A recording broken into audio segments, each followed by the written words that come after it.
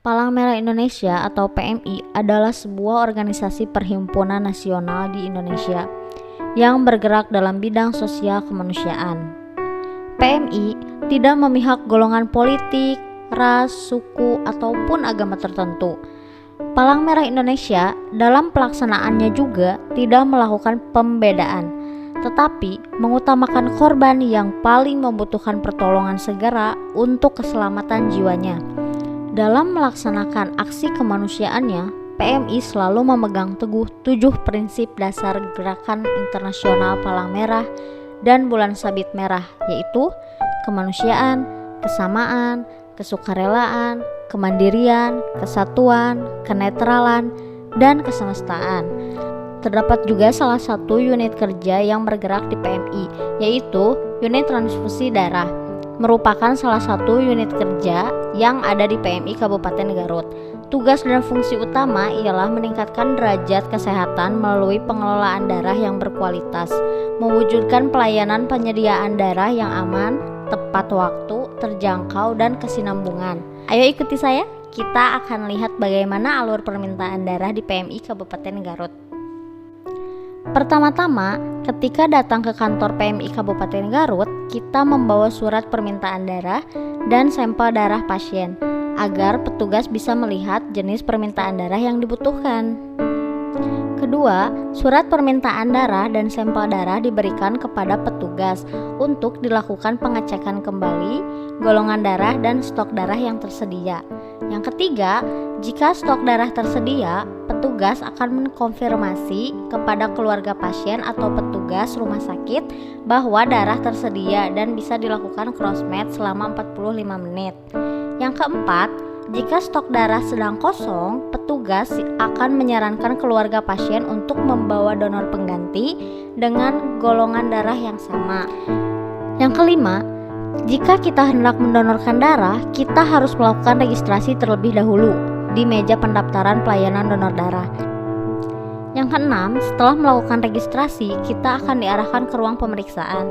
Di sini kita akan dicek kesehatan dari mulai golongan darah, tanda vital, hemoglobin, dan riwayat penyakit lain yang diderita.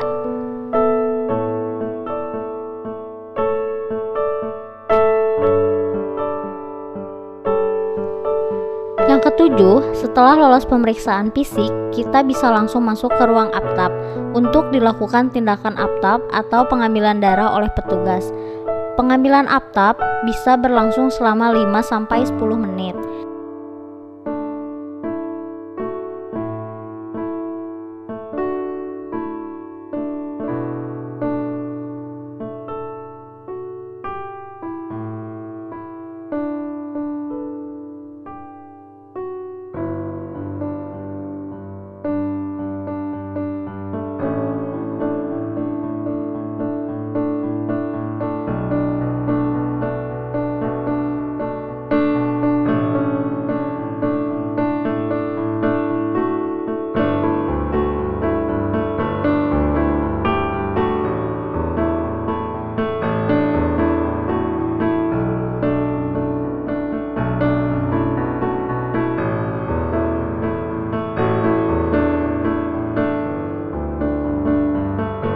Yang kedelapan, jika sudah selesai, kita boleh istirahat dulu sejenak dan menikmati servis donor yang disediakan.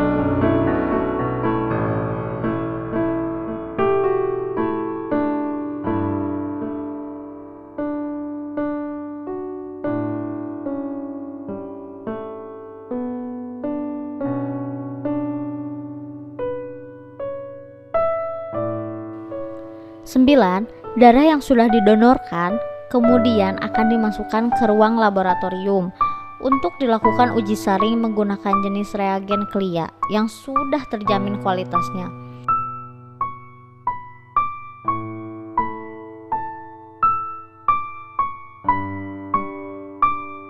Sebelumnya, petugas aptab akan mengecek kembali nomor barcode, tanggal pengambilan sampai expire, dan golongan darah. Lalu, darah diserahkan ke petugas laboratorium.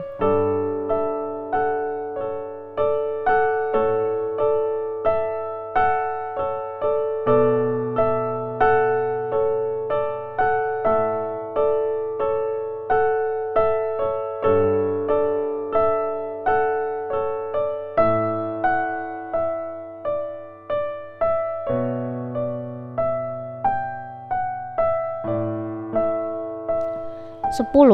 Darah akan melalui 4 parameter pemeriksaan, yaitu HBsAg, HCV, sifilis, dan HIV. Dengan menggunakan reagen KLIA dan alat yang canggih, sehingga kualitas darah bisa terjamin kelayakannya.